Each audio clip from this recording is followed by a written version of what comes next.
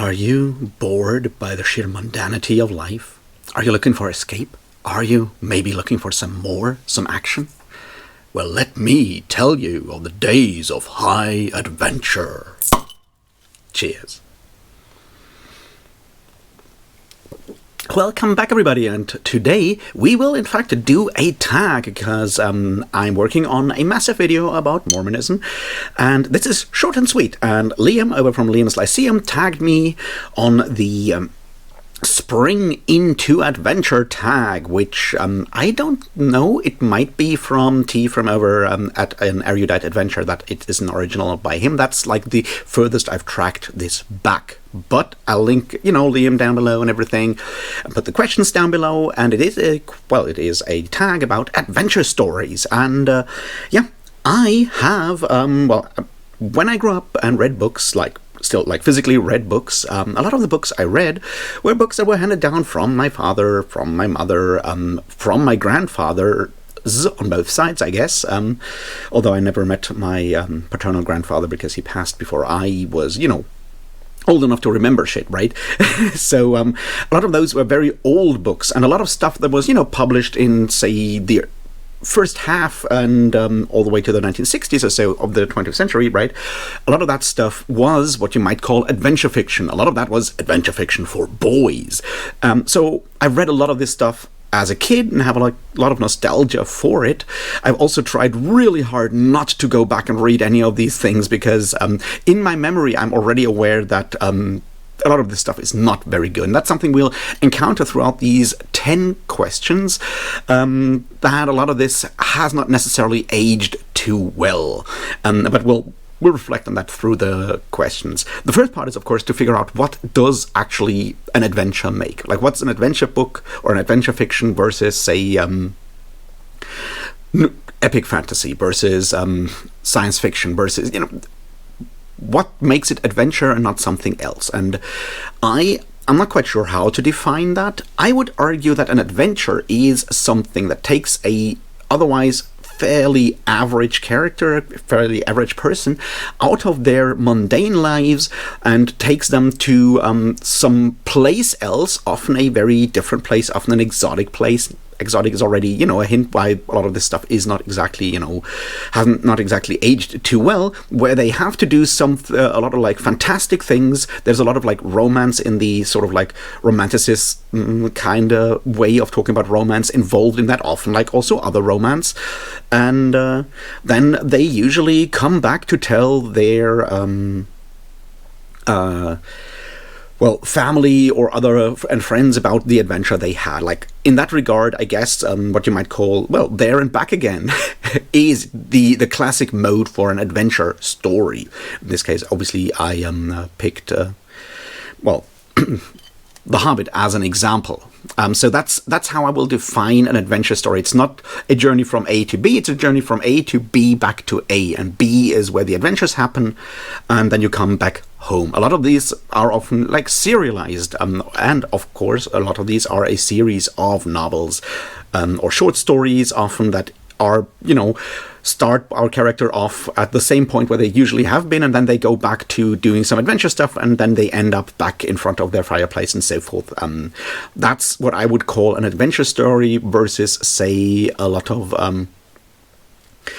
other stories of that, which, a lot of these are often told sort of in first person, and a lot of them are often told sort of as pseudo-memoir in a lot of ways, and that I think is one way of looking at it. So with that out of the way, let's start with these 10 questions, and let's hope I remember all of them. The first one is, of course, what is your favorite adventure book? And that's already a big question there, right? Because I have a lot of them where I have fond memories, and I don't know if they all, hold up to any, scrutiny in a lot of ways. So I've come up with 3 examples where I think they kind of fit the bill in a lot of ways.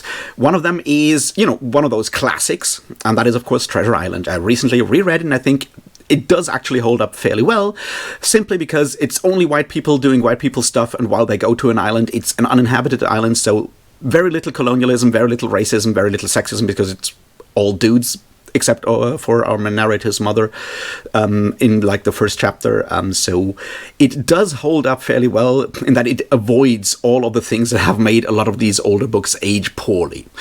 So that's what I would call a classic. When it comes to more like a historical fiction that does have a lot of elements of adventure fiction in it, I would pick the Baroque Cycle by Neil Stephenson. Now, I have my issues with a lot of Neil Stephenson's writings and so forth, but I think the Baroque Cycle does actually do a lot of this fairly well. It is historical. It's set in, you know, parts of the 17th and early 18th century.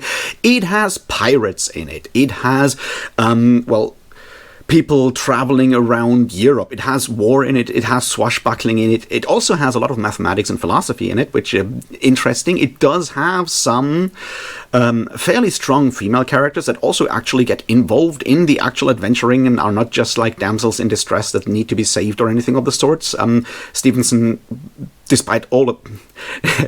There's a lot of Stevensons in this tag already, right? Neil Stephenson, for a lot of his faults, has like from fairly early on tried to have at least some more like female characters that have a lot of agency and do stuff, which is one of his stronger points, I think.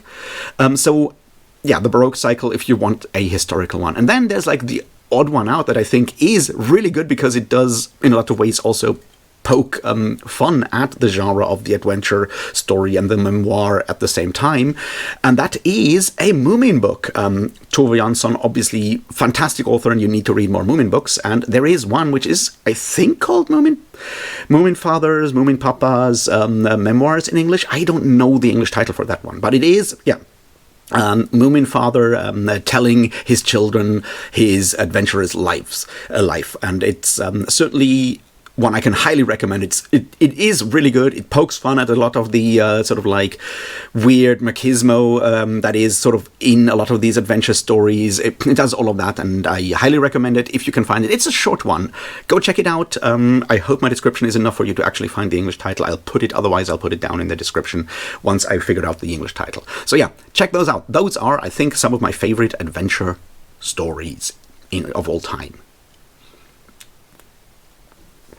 Question 2 is, what's the newest one that adventure story you've read?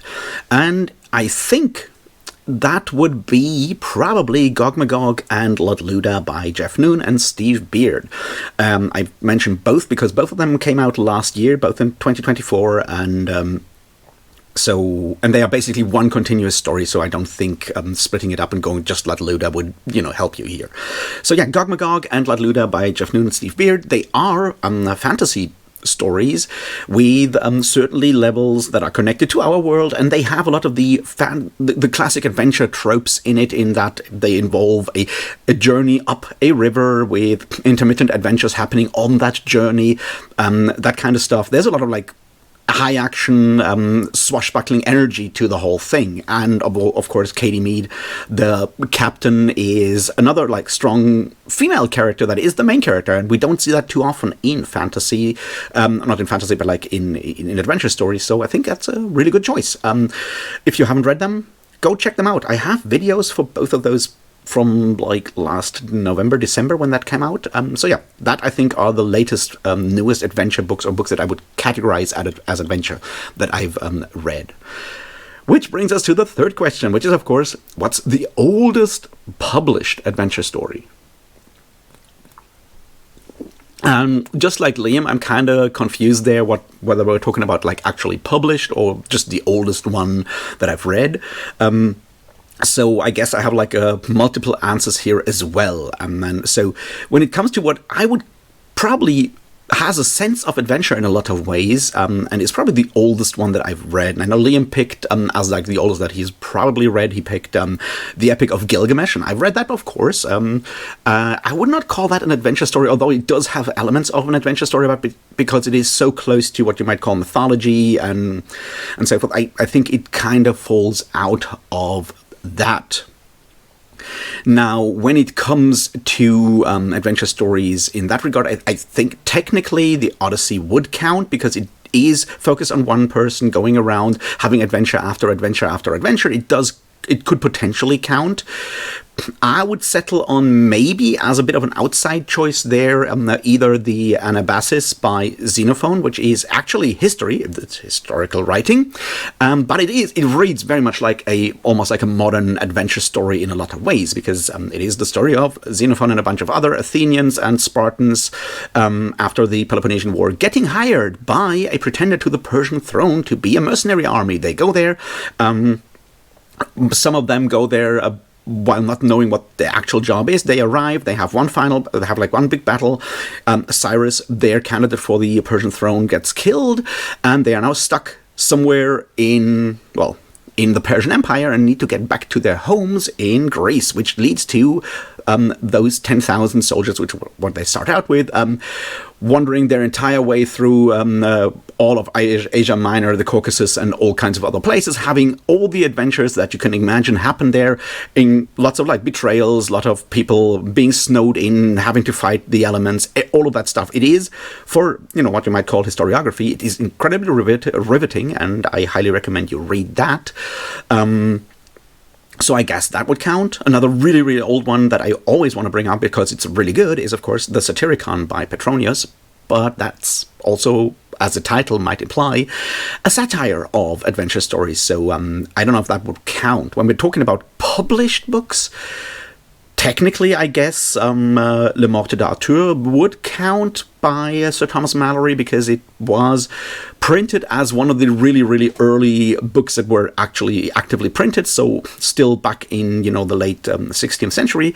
So I guess that could count as published. Otherwise, Don Quixote would probably count, which I looked it up. It was, the first part was published in 1605.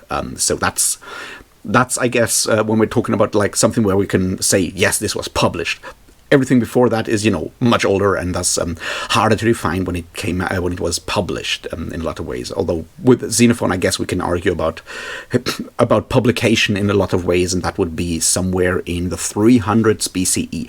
So that's the oldest stuff I would categorize as adventure in one way or another, and it allowed me to also put non-fiction, so to speak, in there, which, here we go. That's the first three. Now, the fourth question is, what is my favorite adventure author? And here, I'm going to go with Jack Vance. Jack Vance wrote a lot of stuff in a lot of different genres. Famously, author of the Dying Earth series, which is, weird fantasy full of adventure, and it might also be sci-fi, we never know. It's set on Earth, the dying Earth, because it's so far in the future. So is it science fiction? Is it fantasy? Is it far future fiction? Who knows? Fantasy? Who knows? But that's something he wrote. He also wrote, famously, a series of 4 novels called, now sold as Planet of Adventure, which, among other things, has a wonderful novel in there called, in fact, Servants of the Wank. And I can't recommend, I just can't not mention Servants of the Wank often enough, is what I'm saying. My point is, Jack Vance always has an element of adventure and that very specific sort of idea of people doing slightly over-the-top action things, in the sense of going somewhere. A lot of that stuff that kind of makes it feel like adventure, I think, comes across in a lot of Jack Vance, but it also always has a level of wry irony that I personally really, really enjoy and appreciate.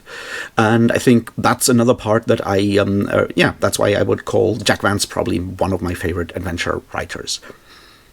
I would almost say Michael Chabon as well, up to a point, because he's really good at capturing that when he does so in, say, The Amazing Adventures of Cavalier and Clay, and of course The Wonderful Gentleman of the Road, which everyone should read if you can get your hands on it. It's really, really good. So that's favorite fantasy adventure authors. The fifth one is, what's your favorite adventure adaptation? And adaptation is kind of difficult here because I obviously grew up on a bunch of adventure movies and stuff that I watched as a kid and growing up, a lot of stuff from the 50s, 60s and so forth. A lot of that stuff, however, was more or less direct, screenplays turned into something. And I could probably find like a Three Musketeers or whatever that I enjoyed. But I figured I'll go with an outside pick to bring another one in, like another classic in that you might call classic of adventure fiction. And that is the Walt Disney Robin Hood movie, because I watched it as a kid. I'm sure it's probably full of racism and sexism if I would ever go back and watch it, but it also has foxes, and it has, of course, a snake being imprisoned in a half-full bottle of, barrel of wine or beer, I don't remember, and being very happily drunk in that barrel afterwards, which, yeah, impressed me as a small kid. So I think when we're talking about another like classic of adventures, that is obviously Robin Hood as a character in a lot of ways, and that Walt Disney adaptation I think really worked really well for me as a kid. So that was my favorite adaptation. Number 6 would be my favorite adventure character. And that's hard because while I enjoyed as a kid maybe still some adventure books, a lot of the characters are kind of dickheads, which is kind of built into the genre, right? Because heroes in adventure stories are, well, by definition, heroes, right? They go somewhere, they are not exactly respecting the place they're going to. Often they're kind of colonizing something. You read something like John Carter of Mars or anything else that Edgar Rice Burroughs ever wrote.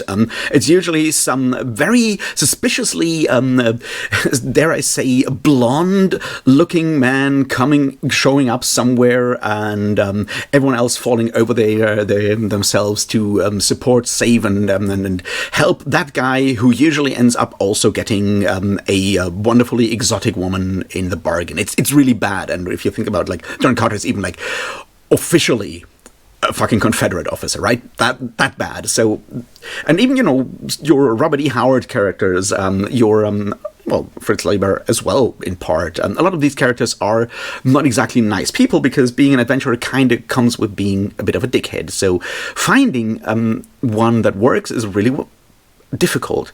The other part is, of course, all of these adventure guys are dudes.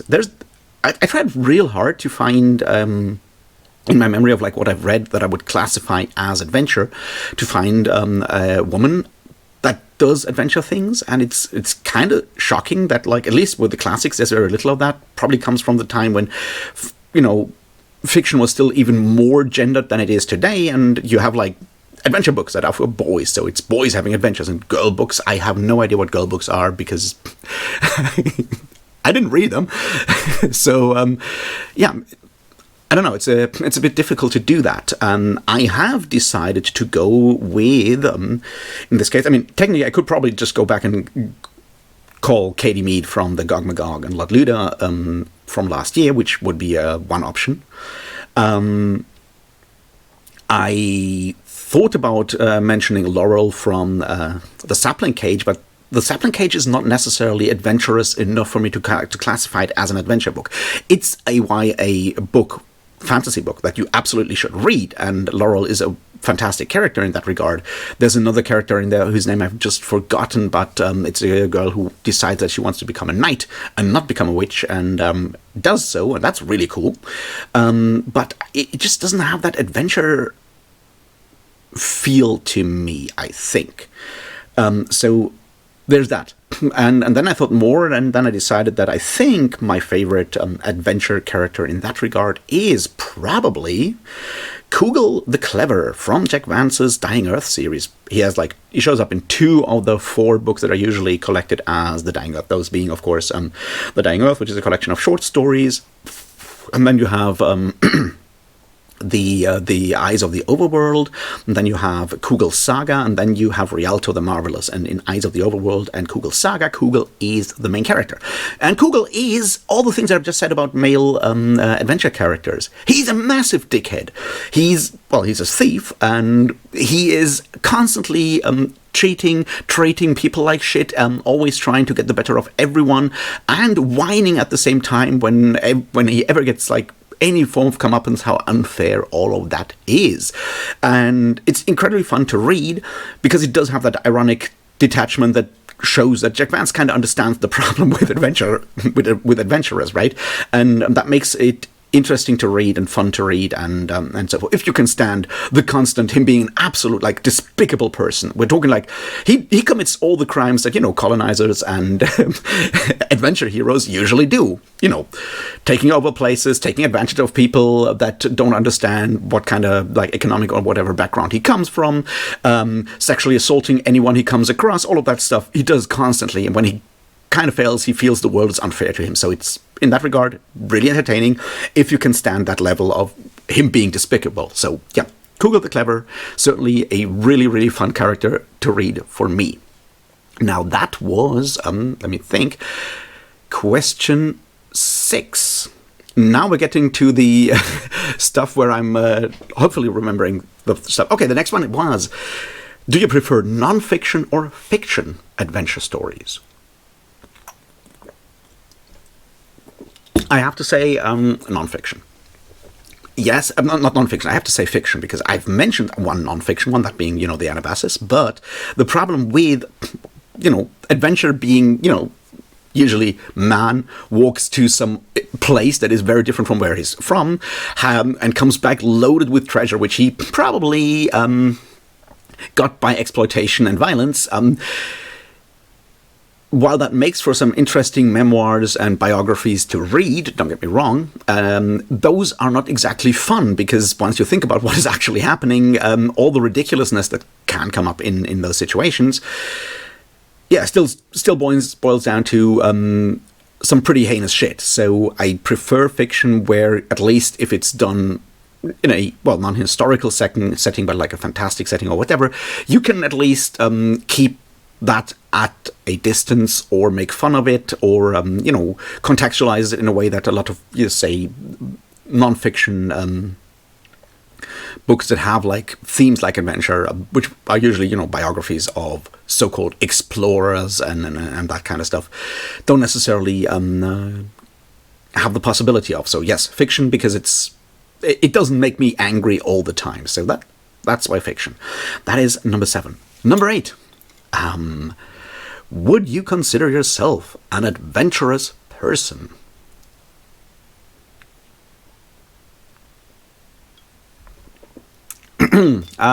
Yes. I thought about that, and my first thought was like, no, I'm not an adventurous person. I sit at home under my bed and I talk about books. That's not adventurous. And then I realized, well, I'm also the person that has been on tours with bands in Europe, and I'm also the person that has gone like horse riding along the fjords of Iceland, and I'm also the kind of person who constantly does shit where I don't think about what I'm doing until I'm like halfway through what I'm doing. I'm like, oh God, why did I do that? So I guess I have to call myself an adventurous person. That is number 8. Now I'm trying real hard to remember number 9, and I don't think I can. So let's move on to number 10 for now. And number 10 was, do you play adventure games, computer, video games, tabletop role-playing games, board games, any of the sort? And the answer is, of course, yes. I used to play video games when I was still able to. I have been playing tabletop role-playing games that are adventure games in all kinds of ways for basically ever and ever and ever. And I think I've also played, you know, board games that would count as adventure board games. I would, you know, something like, say, Arkham Horror, for example, would probably count as an, you know, adventure game. And I have just remembered the number 9. I am so smart. Sorry, I'm doing this off my head and can't look down on like notes because I can't read them. So number 9 would be, what genre do you like best combined with adventure? And yeah, I guess that's an interesting question, because like adventure, I don't think is ever just an adventure story. Because adventure is more like a mode of storytelling and not so much a genre kind of thing, right? Like, you can have historical fiction that is adventure. You can have science fiction that is adventure. You can have fantasy that is adventure. The same way that you can have like a crime fiction set in like any sort of like world, or the same way you can have a romance in any world in a lot of ways. So I think it's more like I like adventure stories in fantasy worlds. I like adventure stories in science fiction worlds. I do like some historical adventure stories, but yeah, it kind of comes down to the kind of genres that I already like, and if there's an adventure plot in that, then I like that, and if there's no adventure plot, then I still enjoy the genre because I just generally enjoy the genre. So I guess fantasy and science fiction probably being the tops here, and maybe historical after that. With that, once again, that sort of like caveat that historical adventure stories can get like really bad really soon because the mode of the adventure plot kind of leads to some very dark places when we're talking historical fiction and adventures. I think more modern adventure stories do obviously are sometimes at least more cognizant of that and more conscious of that and try to avoid it. But even there, it's kind of difficult. Even in something as I would can't call it Bokedet or anything of the sort, right? Like even as something like, say, the Baroque Cycle by Neil Stephenson does have some problematic content when it comes to, some adventures in some places in North Africa and in India and in South America mostly, which even and you can see Stevenson trying to not do that, but like sometimes the adventure element kind of grinds up against like the historic realities, and that's sort of where stuff gets difficult. And you can see the same thing, I think, in something like The Adventures of Amina al-Sirafi, which I recently talked about when I was doing pirate stuff, which is an adventure story, and it's set in a historical period, but it also has fantasy elements, and it's once again, you have the sort of like the more upbeat, more positive sort of like vibe that an adventure story brings with it, because adventure is seen as something positive, right? Grinds up against like historical realism in a lot of ways, or like historical facts that we are now much more cognizant of, or are much more aware of, like how certain historical realities and historical facts that we now know sort of like cast their shadows all the way to where we are now, which is sort of the problem with historical adventure stories. But I think fantasy and science fiction allow us to sort of build worlds where those negative aspects of adventure fiction kind of don't matter as much. So that was my answer to question number 9. Sorry for the mix-up. Question 11 is tag someone. All right, let's tag 2 people because my brain is fried.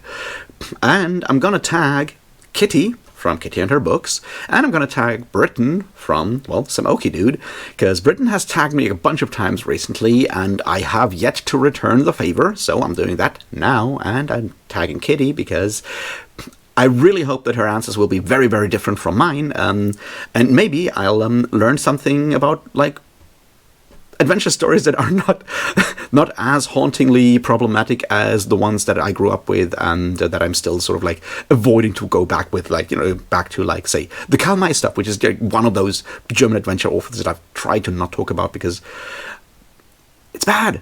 But it's also, I've read like 20 of those as a kid, and or more. So yeah, Kitty and Britton, consider yourselves tagged. And that's the Spring into Adventure tag. I hope you enjoyed that. If you did, let me know what your favorite adventure stuff is. Let me know what your least favorite adventure story is. Let me know what you think adventure actually is. And anyway, like, subscribe, do the stuff, comment if you feel like it. I don't know, there's a Patreon that I really need to get my shit together on. There's channel memberships that I could do something with, if you feel like giving me money. Otherwise, I don't know. Have a good day, and try to have like an adventure that does not involve exploiting indigenous people and sexually assaulting anyone if you can, because that's not good. See you in the next one, and until then, thanks and cheers.